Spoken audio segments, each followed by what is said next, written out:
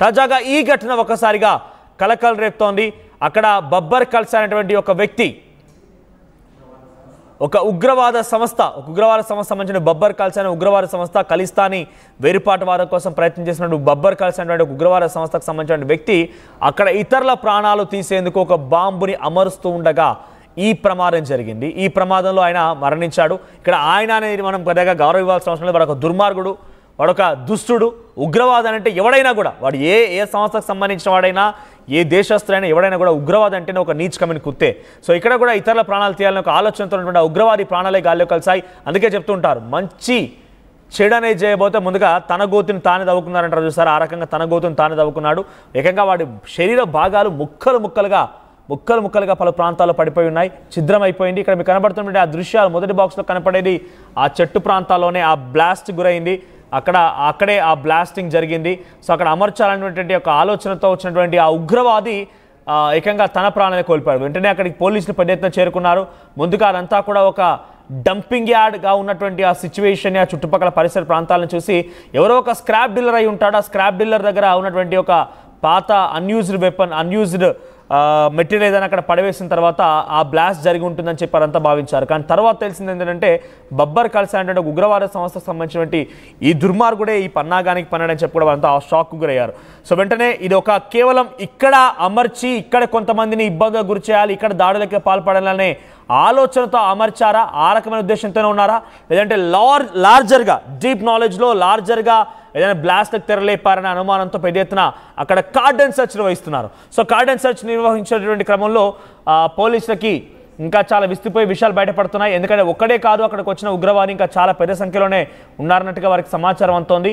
So వారంతా కేవలం ఐసోలేటెడ్గా, అంటే కేవలం ఒక ప్రాంతంలో మాత్రమే ఈ బాంబు దాడులకు పాల్పడి ప్రజల్ని భయభ్రాంతకు గురి చేసే విధంగా వారందరినీ భయానకమైన సిచ్యువేషన్ క్రియేట్ చేయడం కోసం ఇదంతా ప్లాన్ చేసి ఉంచారా, లేదు అంటే కనుక వారు లార్జర్ అమౌంట్లో పెద్ద ఎత్తున ఈ బాంబు దాడులకి పాల్పడాలనే ఒక దురుద్దేశంతో ప్రయత్నం చేశారనేది పోలీసులు కార్డన్ సెర్చ్ చేస్తూ పెద్ద ఎత్తున సర్చ్ ఆపరేషన్ కొనసాగిస్తున్నారు. ఇప్పటివరకైతే కేవలం ఒకే ఒక్క ఉగ్రవాది అక్కడికి వచ్చి మరణించినట్టుగా తెలుస్తోంది. ఇక మిగిలినటువంటి సుమారుగా ఒక 10ల సంఖ్యలోనే ఉగ్రవాదులు అక్కడికి చేరుకొని ఖలిస్తాన్ వేరుపాటువాదులుగా అంతా కూడా ఉగ్రవాదులుగా మారిపోయిన అందరూ కూడా అక్కడికి చేరుకున్నట్టుగా తెలుస్తోంది.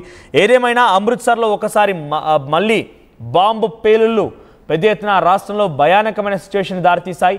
మళ్ళీ భారత్తో పాకిస్తాన్ యుద్ధానికి దిగిందా, మళ్ళీ డ్రోన్లని మిసైల్ని ప్రయోగిస్తున్న చందంగా ఒకసారిగా అందరూ కూడా భయభ్రాంతలకు గురయ్యారు. కానీ వాస్తవానికి అక్కడ జరిగింది ఖలిస్తానీ వేర్పాటువాదులే ఈ రకమైనటువంటి దుర్మార్గానికి పాల్పడినట్టుగా తెలుస్తోంది. సో ఏదేమైనా ఈ ఘటనని పోలీసులు ఇప్పటికే విచారిస్తున్నారు.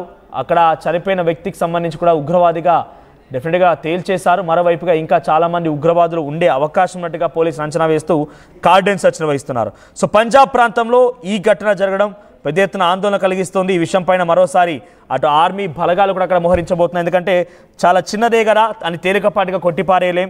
డెఫినెట్గా దానికి అంతకంతకు సమాధానం ఉండాల్సిందే.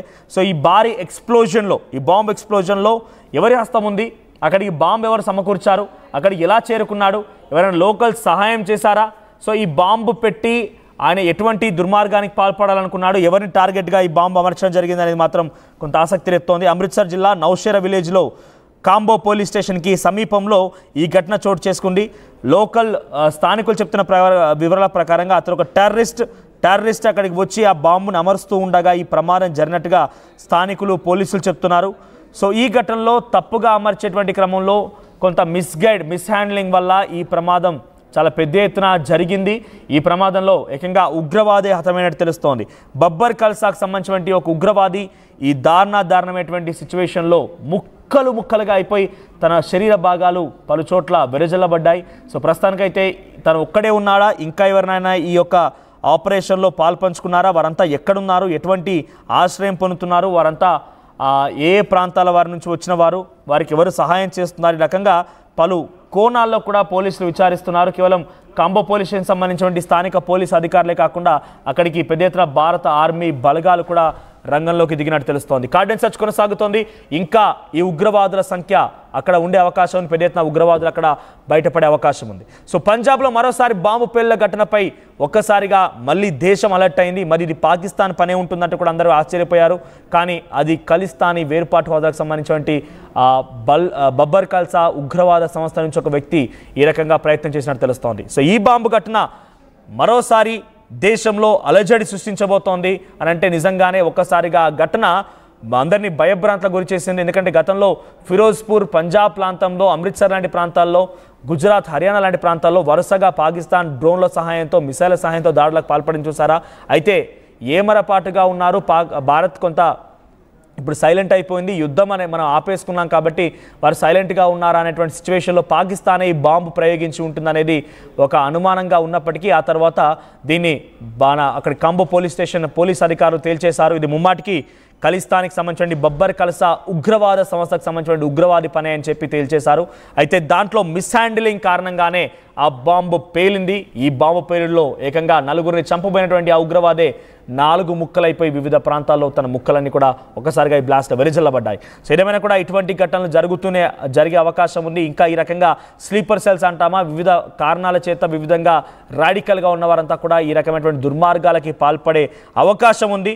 ఈ దుర్మార్గాలని మనం పసిగట్టాలంటే వెంటనే మనకు ఎవరిపైన కనుక అనుమానం ఉంటే వెంటనే పోలీసులకు సమాచారం ఇచ్చి వారిని అదుపులోకి తీసుకొని విచారించాల్సిన అవసరం ఉంది. ఎందుకంటే అనుమానంగా కనిపిస్తే ఏమరపాటుగా ఉన్నామంటే కథం వేటు పడినట్టుగా భావించాలి.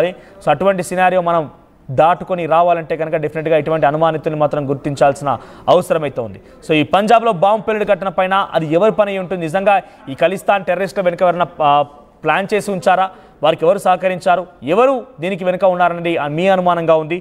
మీ అభిప్రాయాన్ని కామెంట్ చేసే ప్రయత్నం చేయండి.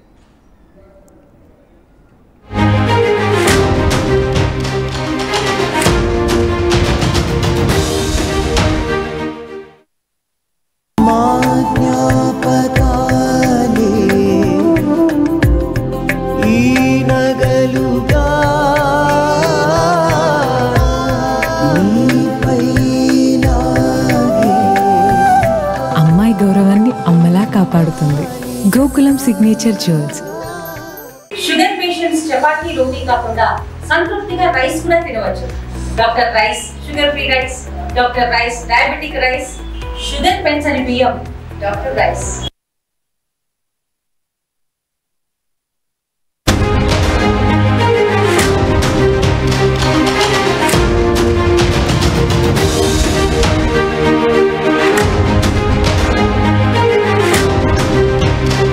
బ్రేకింగ్ న్యూస్ చూస్తున్నాం. పంజాబ్ లో మరోసారి ఉగ్రవాదుల కదలికలు కలకలం రేపుతున్నాయి. ఒక బాంబ్ బ్లాస్ట్ కి దారితీశాయి. అమృత్సర్ లో బాంబు కలకలం రేపుతోంది. అయితే అమృత్సర్ బైపాస్ రోడ్ లో ఒక బాంబు పేలినట్టు తెలుస్తోంది. ప్రమాదంలో బబ్బర్ కల్సా అనేటువంటి ఒక ఉగ్రవాది హతమైనట్టు తెలుస్తోంది. అమృత్సర్ లోని కాంబో పోలీస్ స్టేషన్ పరిధిలో నౌషేరా గ్రామంలో ఈ ఘటన చోటు చేసుకుంది. బాంబు అమరుస్తూ ఉండగా కొన్ని అటాక్లకి పాల్పడే విధంగా బాంబులు అమరుస్తుండగా ఈ ప్రమాదం జరిగింది. అయితే పేలుడు దాటికి ఉగ్రవాది శరీరం ఛిద్రం అయిపోయింది.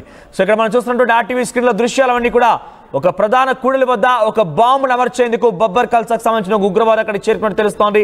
అయితే ఆ ఉగ్రవాది బాంబుని అమరుస్తూ ఉండగానే ఈ ప్రమాదం జరిగింది.